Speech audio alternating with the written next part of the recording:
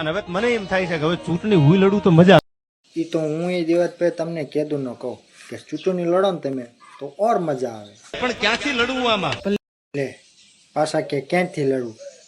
એ ઓલું 100 વીઘા વેચ્યું, હવે એનાથી ચૂંટણી લડી લેવાય. આ બે હો વીઘા વેચી નાખીને હજી લડવા ના નથી પાડતા, પાછા પડવા નથી દેતા. એ પાછું પડવાની વાત જ ન હોય દેવતભાઈ.